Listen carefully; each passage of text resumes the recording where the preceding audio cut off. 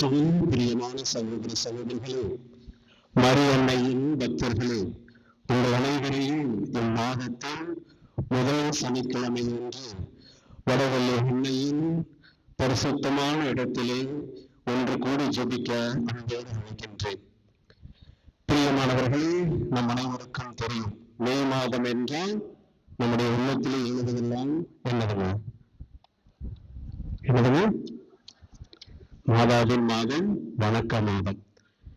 பிரியமானவர்களே, இந்த ஆலயத்திற்கு முழு மன நிம்மதியோடு சந்தோஷத்தோடு வந்தவர்கள் மட்டும் சொல்லுங்கள், மரியே வாழ்க. பிரியமானவர்களே, மனதிலே வேதனையோடு நிம்மதி இல்லாமல் ஆலயத்திற்கு வந்திருப்பவர்கள் சொல்லுங்கள், மரியே வாழ்க.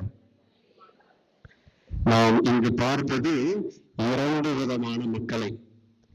ஒரு சிலர் அன்னைக்கு நன்றி செலுத்த வந்திருக்கிறோம், ஒரு சிலர் அன்னையினுடைய பரிந்துரையை நாம் வேண்டி வந்திருக்கின்றோம். பிரியமானவர்களே, இந்த மாதத்தினுடைய அம்சமும் இதுதான். இந்த மாதத்தினுடைய இறுதியிலே அன்னை மரியாள் எலிசபெத் அம்மாளை சந்திக்கக்கூடிய அந்த நினைவு நாளை நாம் கொண்டாடுகின்றோம். இங்க பாருங்கள், அன்னை மரியாள் சந்திப்பவராக இருக்கின்றார்.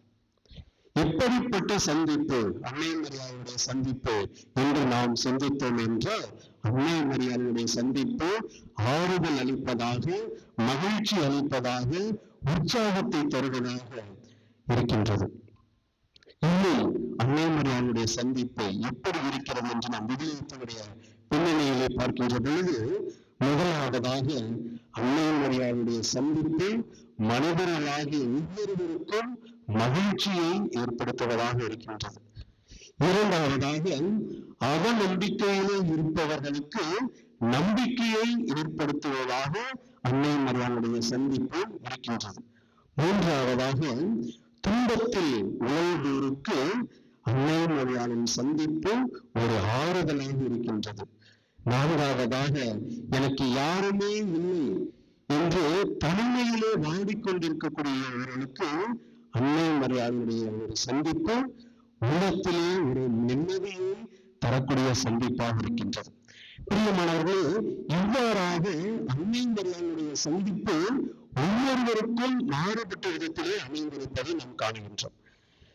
ஆக அன்னை மரியாள் தாழ்ச்சி உள்ளம் கொண்டது என்பதை காட்டிலும் இந்த நற்பண்புகளினுடைய மத்தியிலே பார்க்கின்ற பொழுது அன்னை மரியாள் இரக்க குணமுடையவள் என்பது தெரிகின்றது. பிரியமானவர்களே, இந்த இரக்க குணம், இரக்கம் என்கின்ற வார்த்தைக்கு ஆங்கிலத்திலே கம்பேஷன் என்று சொல்லுவார்கள். லத்தீன் மொழியிலே கம்பேஷியோ அல்லது கும்பாஷியோ.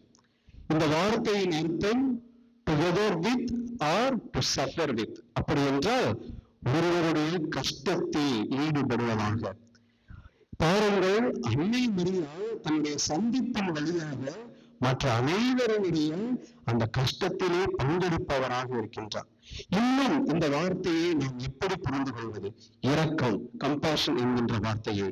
பிரியமானவர்களே, இந்த வார்த்தைக்கான அர்த்தம் லத்தீன் மொழியில் எவ்வாறு சொல்வார்கள் என்றால், ஒரு தாயானவள் தன்னுடைய குழந்தையை உதரத்திலே தாங்கிக் கொண்டிருக்கின்ற போது அந்த 9 மாதங்கள் மிகுந்த வலியும் வேதனையும் அடைகிறார். இவை எங்களால் அந்த வலியும் வேதனை மனிதர்களால், ஆண்களாகி உங்களால் சொல்ல முடியாது. உங்களுக்குத்தான் தெரியும் எந்த அளவிற்கு அந்த வேதனையை நீங்கள் அனுபவித்திருக்கிறீர்கள் என்று. அந்த வேதனை, அந்த கஷ்டம், அந்த கவலை எல்லாம் எப்பொழுதே நீங்கள் மறுக்கிறீர்கள் என்றால், அந்த குழந்தையானது உங்களுடைய அந்த உதிரத்திலே இருந்து வெளியே வந்த உடனே அந்த குழந்தையை பார்த்து உங்களுடைய முகத்திலே ஒரு புன்னகை எழுமல்லவா, அந்த புன்னகையை தான் இரக்கம் என்று சொல்கிறார்கள். கடந்த 9 மாதங்களாக நீங்கள் பட்ட வேதனை அந்த குழந்தையை ஈன்றெடுத்த அந்த நொடி பொழுது அந்த வேதனை ஒரு சிரிப்பாக மாறுகிறது, ஒரு புன்னகையாக மாறுகிறது. அந்த நிகழ்வை தான் இரக்க குணம், இரக்கம், கம்பேஷன், கும்பாஷன் என்று சொல்லுகிறார்கள். ஆக அப்படிப்பட்ட அந்த இரக்க குணம் யாருக்கு இருக்கிறது என்றால், நமக்கு முன்னோடியாக வாழ்ந்து இயேசு நம் அனைவருக்கும் தாயாக கொடுத்த அன்னை மரியாளிடம் இருக்கிறது. ஆக அன்னை மரியாதை பின்பற்றக்கூடிய நாம், அன்னை மரியாதையுடைய வாழ்க்கைக்கு ஏற்ப நம்மையே தயார்படுத்திக் கொண்டிருக்கக்கூடிய நாம், அந்த இறக்க குணத்தை நாமும் நம்முடைய வாழ்க்கையிலே அனுபவிக்க வேண்டும், அதை வாழ்வாக்க வேண்டும் என்பதற்காகவே இன்று நாம் இந்த இடத்திலே கூடியிருந்து அன்னையினுடைய ஆசிரியை நாம் வேண்டுகின்றோம். பிரியமானவர்களே, தொடக்கத்திலே நான் சொல்றது போல இரண்டு விதமான மக்களை நாம் இங்கு பார்க்கிறோம். சந்தோஷத்திலும் இருக்கிறார்கள், துன்பத்திலும் இருக்கிறார்கள். ஏன் நாம் ஆலயத்திற்கு வருகிறோம்? பிரியமானவர்களே, நம்ம வீட்டுல செல்ல பிராணிகள் இருக்கும், நாய், பூனை, பறவைகள் இதெல்லாம் இருக்கும். என்ன பண்ணுங்க, நம்ம ஒரு இடத்துல உட்கார்ந்துட்டு இருந்தோம்னா நம்ம பக்கத்துல உட்கார்ந்து அது தடவி கொடுக்க சொல்லும். அப்படிதாங்க. அதே போல நாமும் நம்முடைய வாழ்க்கையிலே நமக்கு பிடித்தவர்கள் நம்முடைய வீட்டிற்கு வந்தால் என்ன சொல்வோம்? அவங்க காலடியில போய் அமர்ந்து அவர்கள் பேசுவதை எல்லாம் நாம் கேட்போம். அதுதான் நமக்கு ஒரு மிகப்பெரிய ஒரு சந்தோஷமாக இருக்கும். அதே போலத்தான் இன்று நீங்கள் அனைவரும் அன்னையினுடைய காலடியிலே அமர்ந்து அன்னை உங்களுக்கு சொல்லக்கூடிய, அன்னை உங்களுக்காக பரிந்துரைக்கக்கூடிய அந்த விசுவாசத்தை தேடி நீங்கள் வந்திருக்கிறீர்கள். நிச்சயம் அவருடைய காலடியிலே அமர்ந்தவர்களுக்கு அன்னையானவர் அற்புதங்களையும் அதிசயங்களையும் செய்வார் என்பதிலே எந்த விதமான சந்தேகமும் கிடையாது. விவிலியத்தினுடைய பின்னணியிலே பார்க்கின்ற பொழுது ஆண்களும் சரி பெண்களும் சரி ஆண்டவருடைய காலடியிலே அமர்ந்து அவர்கள் அற்புதங்களையும் அதிசயங்களையும் பெற்றார்கள். அதே போலத்தான் நாம் அனைவரும் அன்னையினுடைய காலடியிலே அமர்ந்திருக்கிறோம். காரணம், நாமும் நம்முடைய வாழ்க்கையிலே நாம் சொன்னது போல துன்பத்திலும் கஷ்டத்திலும் கவலையிலும் மனவேதனையிலும் இன்னல்களிலும் இடர்பாடுகளிலும் நாம் அன்னையை தேடி அன்னையினுடைய அந்த காலடியிலே அமர்ந்திருக்கிறோம். அப்படியாக நாம் அமர்ந்திருக்கின்ற போது நிச்சயம் அவர் நம்மை கைவிட மாட்டார் என்பதுதான் உண்மை. பிரியமானவர்களே, இன்னும் நாம் அன்னையினுடைய அந்த ஆசிரியை நாம் பெற வேண்டுமே என்றால் நாம் என்ன செய்ய வேண்டும்? நாம் அனைவரும் தெரிந்தது ஜெபமாலையை நாம் சொல்ல வேண்டும். குறிப்பாக இந்த மாதத்திலே அக்டோபர் மாதத்தை போலவே இந்த மாதத்திலும் ஒவ்வொரு நாளும் தவறாமல் ஜெபமாலை ஜெபிப்பார்கள். அன்னைக்கு சிறந்த விதத்திலே தேர்களை எல்லாம் எடுத்து வேண்டுதல் செய்வார்கள். காரணம், இந்த நாள், இந்த மாதம் முழுவதும் வணக்கத்தின் மாதம்.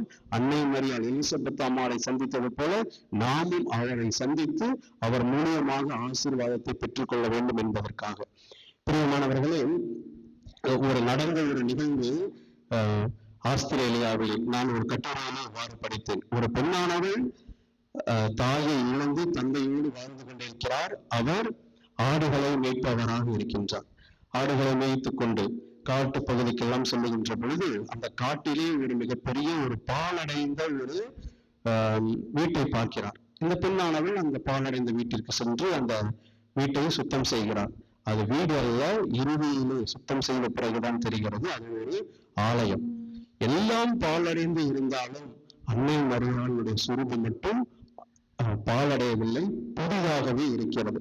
அதை பார்த்து அந்த பெண்மணி மிகவும் ஈர்க்கப்பட்டு ஒவ்வொரு நாளும் ஆடுகளை மேய்த்துக் கொண்டு அந்த பகுதிக்கு வந்து விட்டு ஒவ்வொரு நாளும் ஜெபமாலையை அன்னையின் முன் முழங்காமிட்டு ஜெபிக்கிறார். அது மட்டுமல்லாமல் ஒவ்வொரு நாளும் அங்கு வருகின்ற பொழுது காட்டு மலர்களை எல்லாம் பறித்து விட்டு அன்னையை அலங்காரம் செய்கிறார். இறுதியிலே தந்தை இறந்தவுடன் அந்த பெண்ணானவள் அனாதையாகி விடுகிறாள். இருப்பினும் அன்னை மரியாள் மீது கொண்ட அந்த விசுவாசத்தால் ஒவ்வொரு நாளும் தொடர்ந்து ஜெபமாலையை சொல்வதிலே அவர் தவறவே இல்லை, ஜெபித்துக் கொண்டே இருக்கிறார். இறுதியிலே இந்த பெண்ணும் நோய்வாய்ப்படுகிறார். அப்பொழுது பெண்மணியானவள் புலம்புகிறாள், என்னால் அன்னையை காண முடியவில்லையே, எனக்கு உடல் சுகம் இல்லையே, எப்படி நான் அன்னையை காண்பது என்பது புலம்பிக் கொண்டிருக்கக்கூடிய நேரத்தில் அன்னை மரியாள் இந்த பெண்ணிற்கு உதவி செய்ய வருகிறார். மிகுந்த வெளிச்சத்துடன் இந்த பெண்ணை நோக்கி வருகிறார். இந்த பெண்ணானவள் எவ்வாறு ஜெபமாலையின் வழியாக அன்னையை அலங்காரம் செய்தாலும் அதே போல அன்னை மரியாள் இந்த பெண்ணை தன்னுடைய ஆசீர்வாதங்களால் அலங்காரம் செய்து இறுதியிலே அவருடைய ஆத்மாவை தன்னுடைய மகன் இயேசுவின் பாதத்திலே, அதாவது விண்ணகத்திலே ஒப்படைக்கிறார். பாருங்கள், நம்மை எப்பொழுது அன்னையிடம் ஒப்படைக்கிறோமோ அப்பொழுது அவர் நம் வாழ்க்கை முழுவதையும் பார்த்து கொள்வார். இதுதான் உண்மை. பிரியமானவர்களே, நாமும் பல நேரங்களிலே ஜெபமாலை சொல்கிறோம். நான் சொல்கிறோம், ஜெபிப்பது கிடையாது. மனதிலே பல்வேறு விதமான பராக்குகள், எண்ணங்கள், இவை அனைத்தும் நாம் ஜெபமாலை ஜெபிப்பதற்கு ஒரு தடையாக இருக்கின்றது. எப்பொழுது நாம் முழுமையாக ஜெபமாலையை ஒப்பு கொடுத்து ஜெபிக்கிறோமோ அப்பொழுது அன்னை மரியாதையுடைய ஆசை உங்கள் மீதும் உங்கள் இல்லங்கள் மீதும் என்றும் தங்கும் என்பதிலே எந்த விதமான சந்தேகமும் கிடையாது.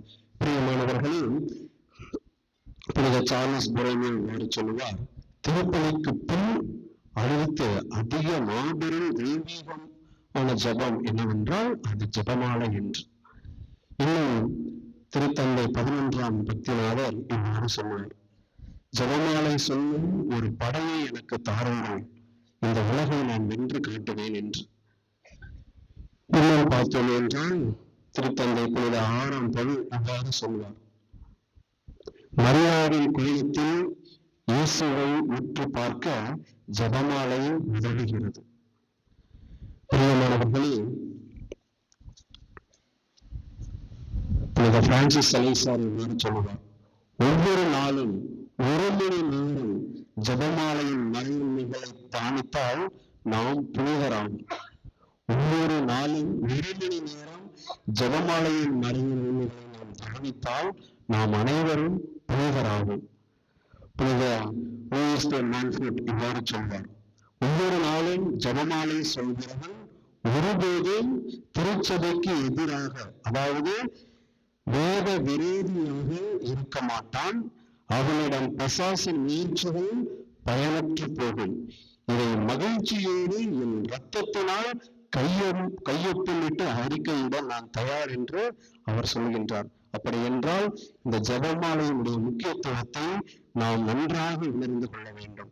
எனவே நம்மையே நாம் முழுமையாக ஒப்புக் கொடுத்து அன்னையினுடைய ஆசிரியரை வேண்டி இந்த வல்லமை மிக்க வடவெளி அன்னையை நாடி வந்திருக்கக்கூடிய நாம், அன்னையானவள் எப்படி அந்த இரக்க குணத்தோடு அனைவரையும் சந்தித்து மகிழ்ச்சியையும் ஆறுதலையும் தந்தாரோ அதே போல நமது வாழ்க்கை அமைய வேண்டும்படியாகவும் ஜபமாலையின் மூலம் நாமும் புனிதராகவும் ஜபமாலையின் மூலம் அன்னை மரியாதை நம்மோடு கூட இருந்து வழிநடத்தி நமக்காக பரிந்து பேசுவார் என்பதை நாம் நம்முடைய உள்ளத்திலே இருத்தி நம்மையே நாம் முழுமையாக இந்த திருப்பலியில் ஒப்புக் கொடுத்து மன்றாடுவோம்.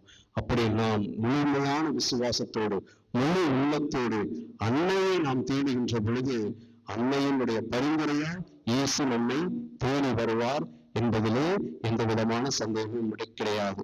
எனவே ஒரு நிமிடம் நாம் கண்களை மூடி அன்னையின் பாதத்திலே முழுமையாக ஒப்புக் கொடுத்து மன்றாடுவோம். அன்னை மரியே, எங்கள் விடவில்லை தாயே, இந்த அருமையான நேரத்திலே அதிலும் குறிப்பாக முதல் சனிக்கிழமை அன்று நாங்கள் உங்களுடைய பரிசுத்தமான இடத்தை தேடி வந்திருக்கிறோம். அன்னையே, நீர் எவ்வாறு உங்களுடைய அன்பு மகனை கட்டி தழுவி முத்தமிட்டு அரவணைத்து அவருக்கு எல்லா இடத்திலும் உறுதுணையாக இருந்து அவரை பாதுகாத்து வழிநடத்தினீரோ அதே போல எங்களையும் வழிநடத்த உண்மை தேடி வந்திருக்கிறோம். அன்னையே, எங்கள் உள்ளத்திலே இருக்கக்கூடிய கஷ்டங்கள், கவலைகள், துயரங்கள், சொல்லன்னா துயர்கள், இன்னல்கள், இடையூறுகள் அனைத்தையும் அறிந்த தெய்வம் நீர்தாமே எங்களுக்காக பரிந்து பேசும். உம்முடைய மகனிடம் எங்களை கொண்டு போய் சேரும். எங்களுடைய கையை பிடித்து உம்முடைய மகனிடம் ஒப்புக்கொடும். அப்பொழுது நாங்கள் எங்கள் வாழ்க்கையிலே மகிழ்ச்சியையும் சந்தோஷத்தையும் நிம்மதியையும் நல்ல உறக்கத்தையும் நாங்கள் பெற்று உமக்கு சாட்சியுள்ள மக்களாக, உமக்கு சாட்சியுள்ள பிள்ளைகளாக நாங்கள் இருக்கக்கூடிய இடத்திலே உண்மை நாங்கள் பறைசாற்ற முடியும். தொடர்ந்து எங்களுக்காக பரிந்து பேசும். உண்மையே நாங்கள் முழுமையாக நம்பியிருக்கிறோம். கைவிட்டு விடாதேயும். எங்கள் ஜெபம் கேளும் நல்ல பிதாவே. ஆமென்.